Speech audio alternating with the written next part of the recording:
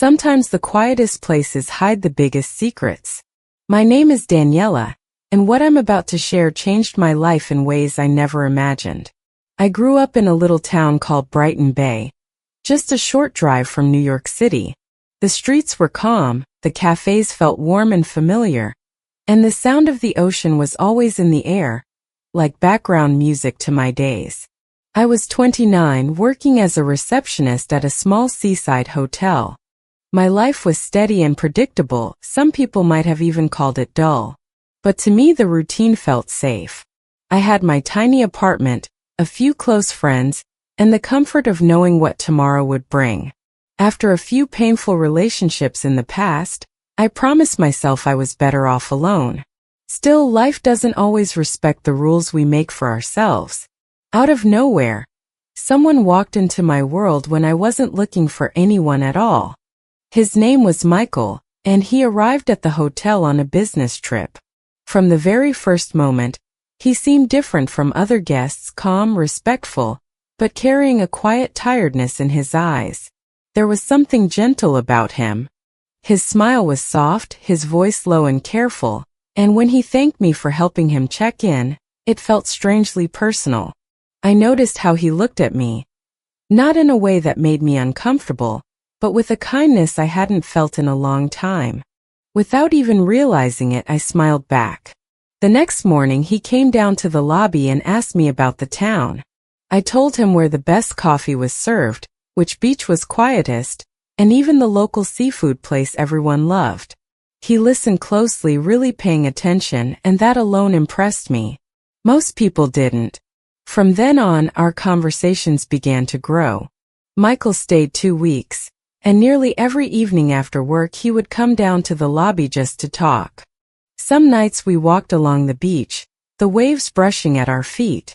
Other times we sat on a bench near the lighthouse talking about everything: books, music, our hopes, our fears.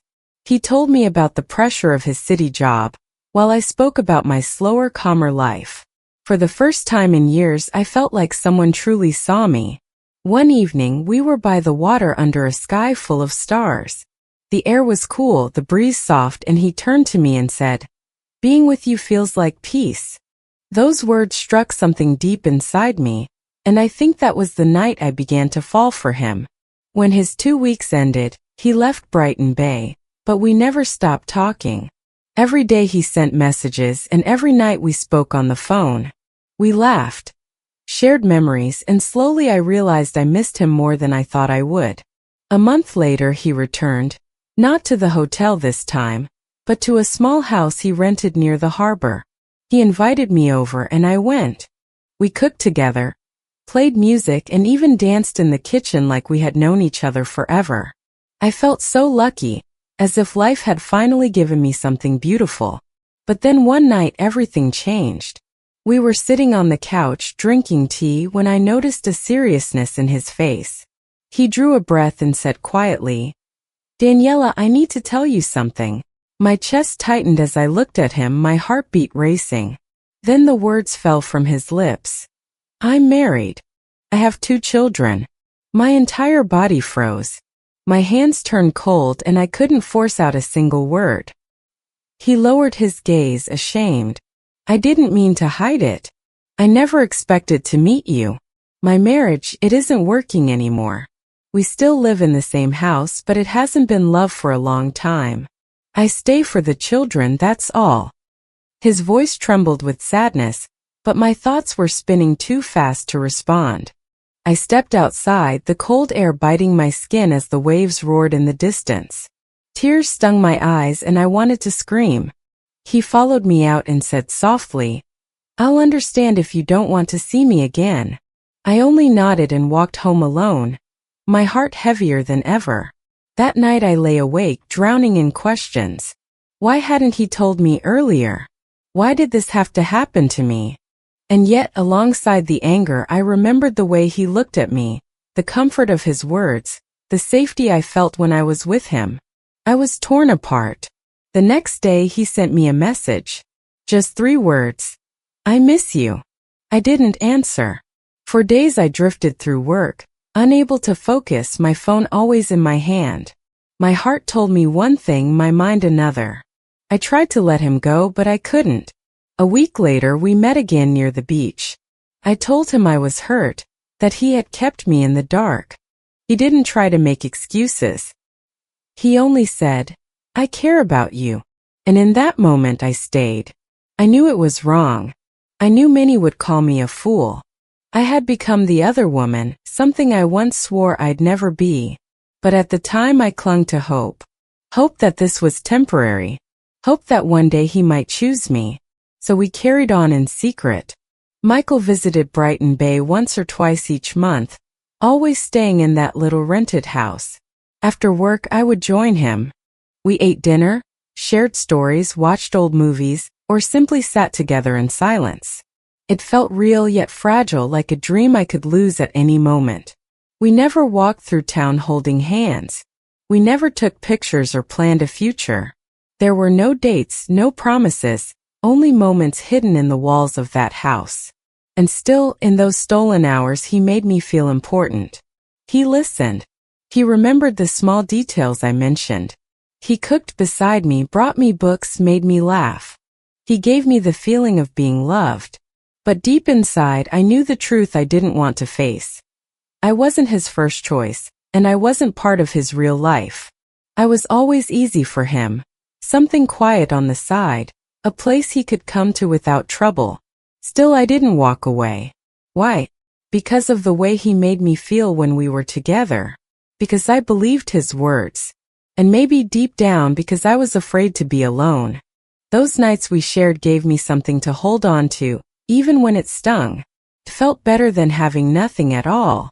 Yet, as time passed, I felt changes inside me I could not ignore. My smiles were smaller, my laughter less certain. I began to wait for his messages more than I waited for anything else. I planned my days around the idea he might visit.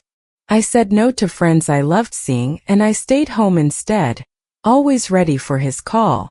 My world got smaller and smaller until it almost only contained him and a wide, empty silence. I would stand on the beach sometimes and ask myself a hard question. Is this real love, or have I lost my way? I told myself to wait, to be patient. Maybe things would change, I hoped. But the questions only grew louder in my head. The weeks went by and I stayed in that quiet life, always waiting. I still cared for him deeply, but my heart felt tired. Not just a little sleepy, tired in a way that reached into me. I had become someone who always waited. Waiting for messages, waiting for visits, waiting for love that belonged to me for only a few hours now and then. When he did come, it was sometimes for a weekend.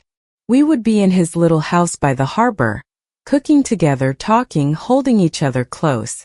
Those hours felt warm and full. But then he would leave, and the house would become cold and empty again. I looked around once and realized there was nothing of his there. No clothes left on a chair, no photos on the wall, no small things that say, "I was here." It was like he had two lives. One with his family where I did not belong, and one with me that left no trace. I tried to tell myself that love sometimes needs time. I told myself he cared. Maybe he did care in his way. But every time, he returned to the home with his wife and children, to the life where I was only a secret. I began to ask myself why I let this happen. I would sit by the window when the rain fell and think about my choices. I loved someone who could not give me everything. I was always second. I had dreams too. A cozy home, a child, a partner who would choose me openly and proudly. Instead, I had rooms that echoed and nights that felt too long. I slowly started to believe that maybe I deserved more than this. But fear stopped me. Fear of losing him and fear of feeling lonely again kept me tied to a life that made me small. Part of me held on to a wish that one day he would come and say, "I left. I'm here only for you." I wanted to believe that promise. But I also knew in my bones that some promises were just words. That hope kept me going, but it was a thin thread. I told Nina, my closest friend, everything. She was the only one who knew the real story. When I told her I felt tired and confused, she did not judge me. She said words I needed to hear. You should be first. You deserve someone who is proud to love you in the open, not someone who hides with you in the dark. Her voice was gentle and strong at once, and those words stuck with me. I began to see how much I had changed in the last months. I did not laugh like I used to. I stopped going out and enjoying things I loved, walking by the sea, reading on the bench with a coffee, meeting friends for dinner. My life had shrunk because I let it. One evening Michael came again. He smiled, brought flowers, and kissed my forehead like everything was normal. He acted as if nothing had shifted between us. I was quiet that night. He asked me what was wrong. I answered him honestly. I don't know if I can keep living like this. He looked surprised and asked why now. I told him the truth. I feel I am not living my own life. I am living in your shadow. I wait for your visits, your calls, your words, and all I seem to be doing is waiting. I told him I wanted more. I needed more. He sat and was silent for a long time. Then he said, I love you, Daniela. You know that. His words were soft and familiar, but I could not let them be enough anymore. So I asked him simply, then why don't you choose me? He looked away and I could see the weight on his face. It's not that simple, he said. I have children. I have a family. I felt the question rise in me. And what am I? I whispered. Am I just your secret? He did not answer. That night I cried, not because he had been cruel, but because I finally saw the truth clearly. He would never leave. Not for me and not for anyone else. After he left that night, I decided not to message him. I didn't call. I needed space to think and to breathe. Every morning I walked along the beach before work. The wind touched my face and I watched the waves long and slow, letting the sea wash some of the heavy thoughts away. I asked myself small, simple questions. What do I want? What makes me happy? As I walked, I remembered the girl I used to be, the one who loved long late walks, who read books by the fire, who laughed easily with friends over coffee. I missed her. I wanted her back. I also thought about what real love should look like. Not just flowers and soft words, but someone who stands beside you in daylight. Someone who says, you are mine, without fear. I did not have that with Michael. I had stolen moments and whispered meetings. To help sort my feelings, I started to write every night. I kept a notebook and simply put down my thoughts and small memories. Writing made things clearer. Each page I filled made me feel a little stronger, a little more like myself again. Michael still sent messages, small notes that said, I miss you, or, I'm thinking of you, and, can I see you? I did not answer right away. I needed time to find out what I wanted. When you have been small for a while, you need quiet to grow again. A week later, he appeared at my door. I was surprised, but I let him in. He told me I had been quiet and that he wanted to see me. I told him I had been thinking and we sat down to talk. We talked for a long time about everything that had happened. I told him how waiting felt like a slow pain. I told him about being second and about losing myself. My voice shook when I said, I can't keep doing this. Saying it out loud made it real.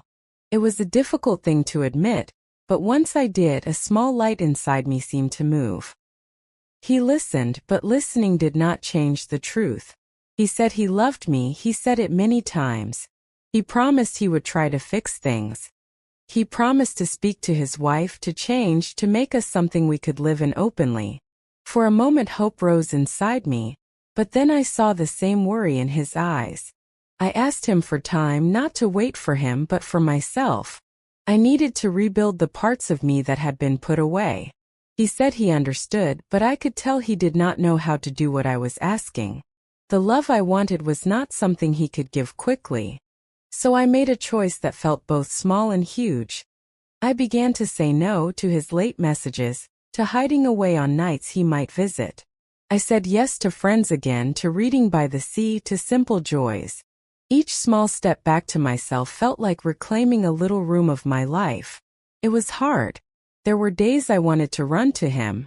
There were nights I missed his voice, but with each morning walk, each page I wrote, and each coffee with a friend, I felt the weight lift a little. I learned that healing did not need loud promises. It needed steady, small acts of care. I still did not have all the answers. I still felt pain for what I had lost, but I also began to feel proud of the woman I was becoming. I remembered that I wanted someone who would choose me openly, who would stand with me in daylight. If that person ever came, I wanted to be ready, not waiting in the dark but living in the light. I loved him, I don't doubt that.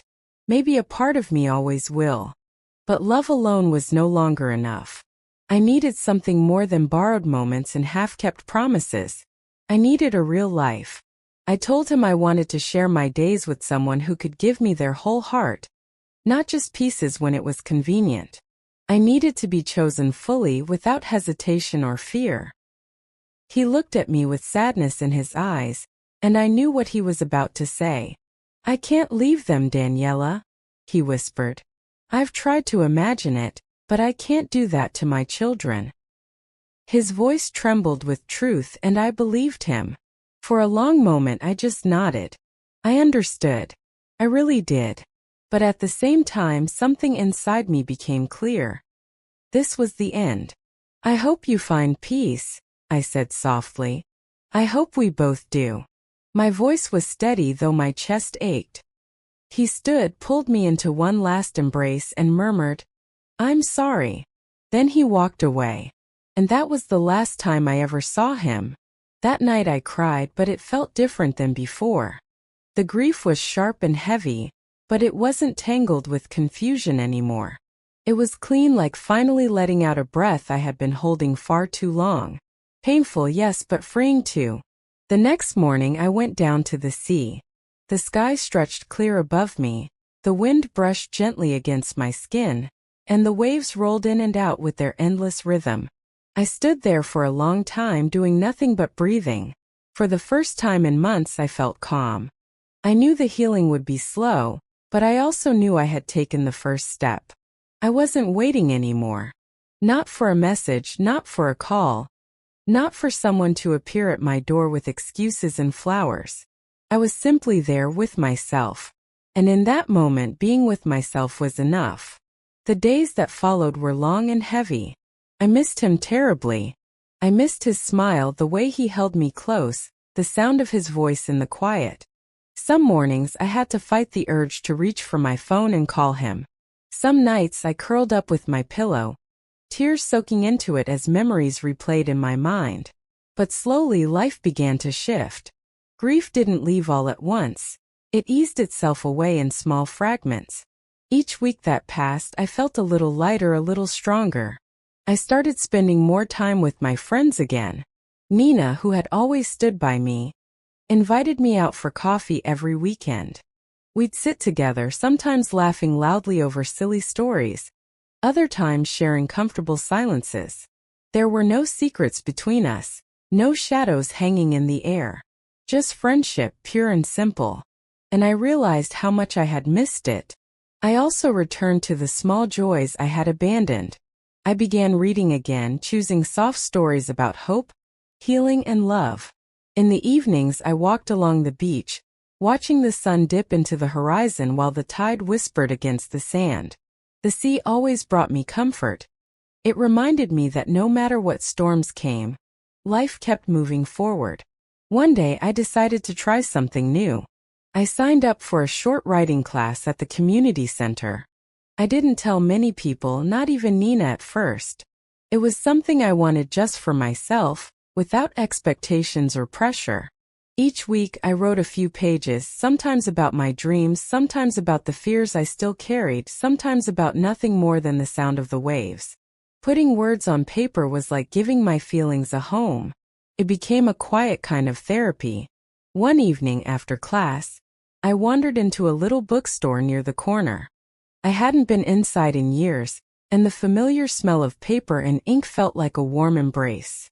As I browsed the shelves, I noticed a man standing in the travel section. He looked up, and when our eyes met, he smiled. I found myself smiling back. There was something familiar about him, though I couldn't place it. He walked over and said, "Hi, you're in the writing class, right?" I nodded, a little surprised. "Yes, I am. I just joined last week," he said, extending his hand. "I'm David." We chatted for a few minutes about the class, about the books in front of us, about how cold the evenings had grown lately. It was nothing remarkable, just small talk.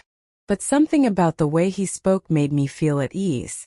The following week, he sat near me in class. Afterward, we ended up walking together to the cafe across the street. We talked about simple things, our families, our favorite meals, the kind of movies we like to watch. He was kind. He listened.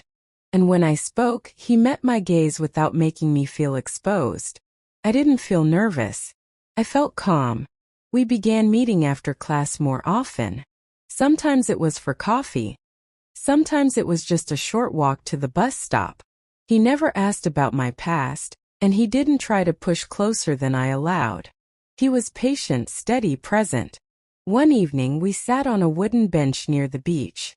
The sky glowed orange as the sun sank, and the cool air carried the scent of salt. I looked at him and felt the need to share something. "Can I tell you something?" I asked quietly. "Of course," he said. "I was in a relationship before," I admitted. "It wasn't good." He was married. I waited for him for a long time. I loved him, but I was always second. And I don't want that kind of love again. For a moment David was silent. Then he spoke gently. "Thank you for telling me. I think you're brave. And you deserve better." His words didn't spark fireworks inside me, but they warmed me in a way I hadn't felt in so long. That night I went home with a quiet glow in my chest. Not because I was falling in love, but because I felt seen and understood. Weeks turned into months, and David became a steady part of my life. We went for walks, watched movies, shared dreams over cups of coffee. He never rushed me. He never asked for more than I was ready to give. And slowly I began to smile again. My laughter returned, free of pain this time. I felt lighter, freer. One day I caught my reflection in the mirror and paused. The woman staring back wasn't the shadow of herself who used to wait endlessly for messages, or the one who cried alone in the night. She was me, Daniela. Strong, gentle, alive. I had missed her. David had not come into my life with the intention of fixing me, and he never tried to. He simply stood beside me, steady as a lighthouse on the shore. In his quiet way, he showed me what love could look like, gentle, respectful, safe.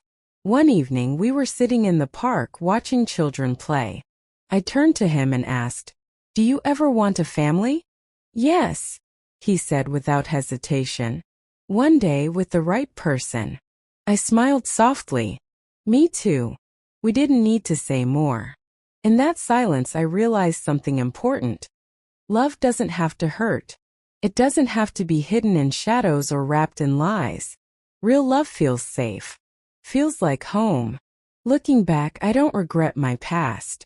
The pain, as much as it wounded me, taught me lessons I needed to learn.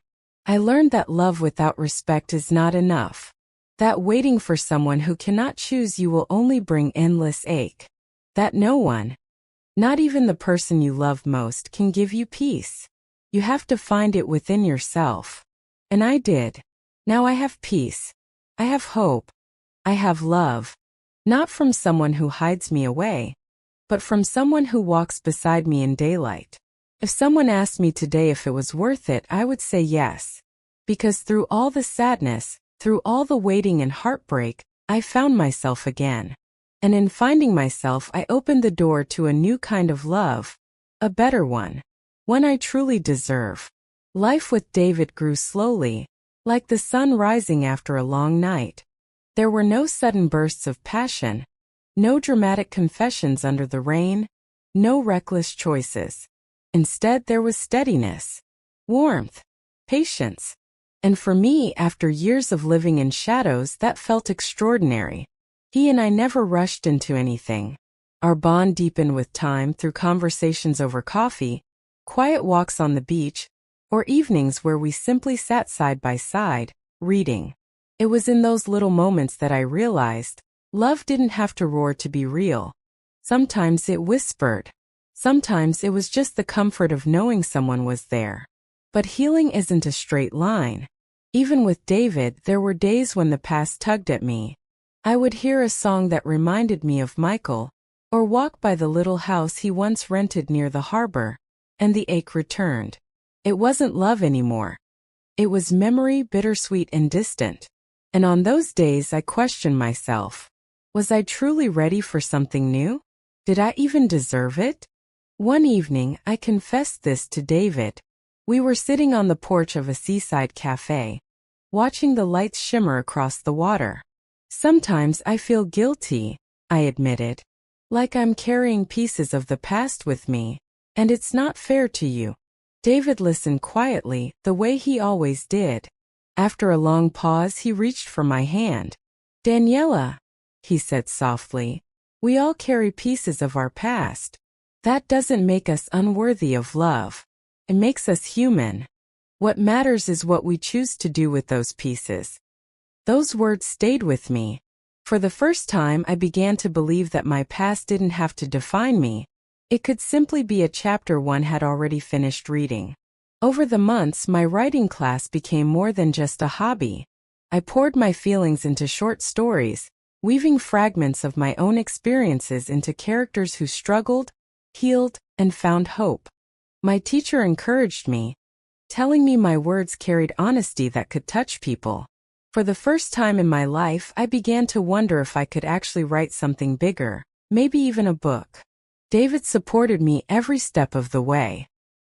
He'd read my drafts late at night, leaving gentle notes in the margins. This part feels so raw, he'd write. Or, I could hear your voice in this sentence. His belief in me gave me courage. Then one afternoon, something unexpected happened. My writing instructor pulled me aside after class. Daniela, she said, there's a small contest for new writers. They're looking for personal stories, real ones. I think you should submit something. The thought terrified me. Share my story? The real one? The one about being in love with a married man, about heartbreak, about loss? Felt too vulnerable, too risky. But that night, as I sat at my desk staring at the blank page, I realized I wanted to do it. Not because I needed recognition, but because my story was mine. And maybe if I shared it, someone else might feel less alone. So I wrote. I wrote late into the night, sometimes crying as old memories surfaced, sometimes smiling as I remembered the moments of peace that had followed.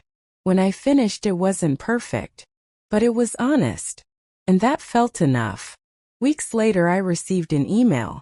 My story had been selected as one of the finalists. I remember sitting in front of my computer, hands trembling, heart racing. I read the words again and again, hardly believing them. When I told David, he hugged me tightly. See? He said. Your voice matters. The contest didn't make me famous and I didn't win first place. But it gave me something even more valuable, confidence. I realized that my pain had transformed into something meaningful, something I could share. Writing was no longer just healing, it was purpose. As time passed, David and I grew closer. We took small trips together, day visits to nearby towns, a weekend in the mountains, once even a ferry ride to a little island. Each trip was simple, but in each one I felt myself opening up more, trusting more. I was no longer the woman hiding in shadows, waiting for borrowed love. I was building a life that was fully mine. One spring afternoon, David suggested something that both thrilled and scared me. What if we travel abroad for a while? He asked. Not forever. Just a few weeks. You've always said you wanted to see more of the world. First, I hesitated. Leaving Brighton Bay, even temporarily, felt daunting. My routine, my comfort zone, it was all here. But then I thought about the woman I had become, the one who had promised herself never to live half a life again. And I said yes. We went to Italy. Rome, Florence, Venice. Cities filled with history, art, music, and flavors I'd only ever read about. I walked through narrow streets lined with old buildings, stood in front of paintings that had survived centuries, and ate pasta that tasted like heaven. And all the while David was beside me, patient, joyful, sharing every experience with me. One evening in Venice we sat by the canals as the sun dipped low, painting the sky in shades of pink and gold. David turned to me, his eyes reflecting the fading light. "Daniela," he said, "I don't need to rush. I don't need answers right now. But I need you to know, I see a future with you." For a long moment I couldn't speak. Tears welled in my eyes, not from sadness but from the overwhelming feeling of being chosen. Not hidden, not a secret, but chosen. I didn't say yes to marriage that night and he didn't ask. But something shifted between us. From then on I knew that whatever the future held, it would be a future built on honesty, on respect, on love that asked for nothing less than all of me. When we returned to Brighton Bay, I carried with me not only memories of Italy but also a new certainty. I was ready for the next chapter of my life. Months later, I published my first small collection of stories. It wasn't a bestseller, and it didn't change the world. But holding that book in my hands with my name on the cover felt like reclaiming every piece of myself I had once lost. On the day of the launch, David came with me. Nina was there too, cheering me on like she always had. As I signed copies for the few people who had come, I looked around and felt something I hadn't in years: pride. Not in someone else, not in borrowed happiness, but in myself.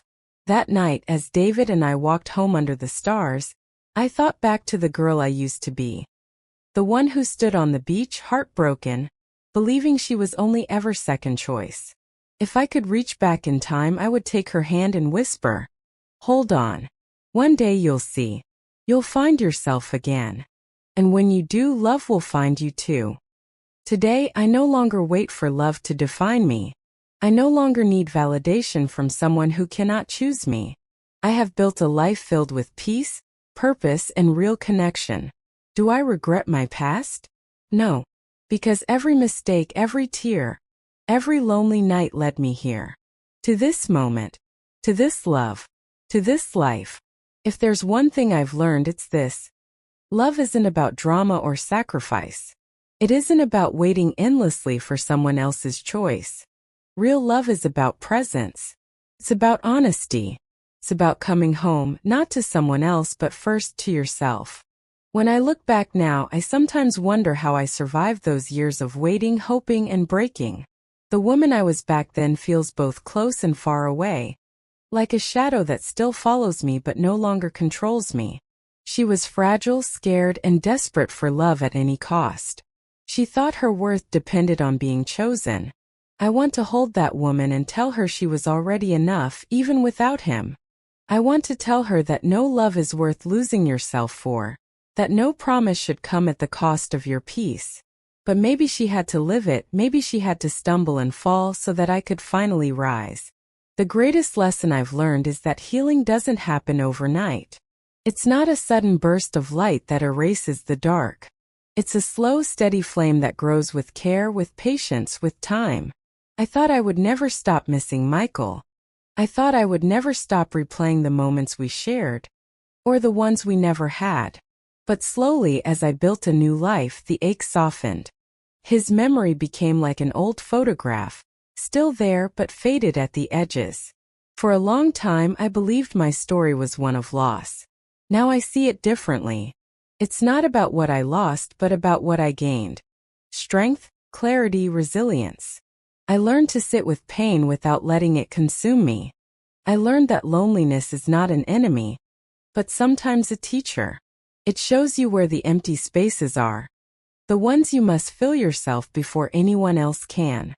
And then when I was ready, love appeared again. Not in the form I had imagined, not with grand declarations or secret promises, but with quiet steadiness. David never tried to fix me. He never asked me to forget. He simply stood by me, day after day, proving with his actions that love can be gentle, safe, and real. That was the love I needed all along. But the story doesn't end with him. The real ending is with me. For the first time in my life, I chose myself. I chose to write, to share, to speak, to stand tall in my truth. Holding my first book in my hands was more than an achievement. It was proof that I was no longer defined by someone else's choices. I was finally the author of my own life. And here's what I want anyone listening to remember. Your story matters too. Maybe you've loved someone who didn't choose you. Maybe you've poured yourself into a relationship that left you empty. Maybe you've carried guilt, shame, or heartbreak so heavy you thought you'd never stand again. I know how that feels. I know how impossible it seems. But believe me when I say you can stand. You can rise. Do not be ashamed of the chapters that hurt. They are part of your book, but they are not the ending. You get to write the next page. You get to decide what comes after. If I had settled for being a secret, if I had stayed stuck in the past, I would never have discovered this life. I would never have found David's quiet love. Never have written the words that helped me heal. Never have traveled and seen the world with new eyes. Every tear, every lonely night led me here. So if you are in that place now, waiting for someone who may never choose you, I hope my story gives you courage. Courage to let go, to breathe, to trust that something better will come. Even if you don't see it yet. Sometimes the ending you feared most becomes the beginning you needed most. One day you will look back the way I do now. You will see that your pain was not wasted. You will see that you are stronger than you ever believed. And you will thank yourself for not giving up. Because love, real love, will never ask you to shrink. It will never ask you to hide. It will never make you feel like second best. Real love will feel like home, not a battlefield. I am not the same Daniela who once stood on the beach, waiting for a man who belonged to someone else. I am not the same woman who thought she could only be whole if she was loved in return. I am someone new, someone braver, someone freer. And the most beautiful part? My story is still unfolding. There are still places I want to see, words I want to write, memories I want to create. The difference is I no longer wait for someone else to make it happen. I no longer wait for permission to live fully. I live now. I love now. I breathe now. And that is enough. So if you take anything from my journey, let it be this: choose yourself first. Build a life so full that when love arrives, it feels like an addition, not a rescue. Do not fear the endings. They are only doors to something greater. For me, the ending was not losing Michael. The ending was finding myself. And in finding myself, I found everything else. And that is the truest love story I could ever tell.